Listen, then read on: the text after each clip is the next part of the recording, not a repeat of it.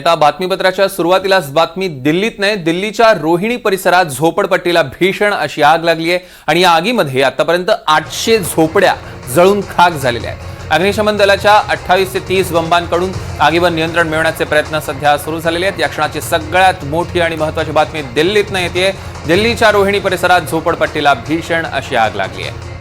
या आगीमध्ये आतापर्यंत 800 झोपड्या जळून खाक झालेल्या आहेत। अग्निशमन दलाच्या 28 ते 30 गाड्या तिथे घटनास्थळी दाखल झालेल्या आहेत। या अग्निशमन दलाच्या बंबांकडून आगीवर नियंत्रण मिळवण्याचे प्रयत्न देखील आता जोरदार सुरू आहेत।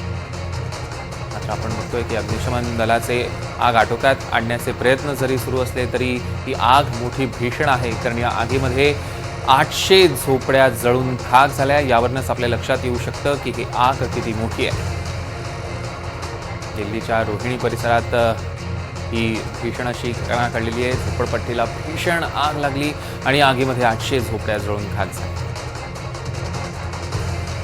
अग्निशमन दलाचे जवान आता शर्थीनं प्रयत्न करत आहेत। ही आग आटोक्यात आणण्यासाठी, विझवण्यासाठी शर्थीचे प्रयत्न सुरू झालेले आहेत। अग्निशमन दलाच्या जवळपास 28 ते 30 गाड्या घटनास्थळी दाखल झालेल्या आहेत आणि त्यांच्याकडून आता आगीवर नियंत्रण मिळवण्याचे प्रयत्न देखील सुरू झालेले आहेत।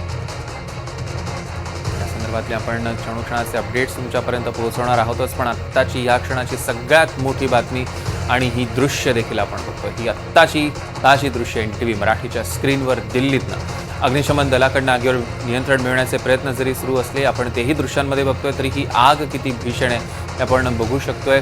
800 झोपड्या जवळपास जळून खाक झालेल्या आहेत आणि संपूर्ण परिसरात सध्या धुराचं साम्राज्य पसरलेलं आहे।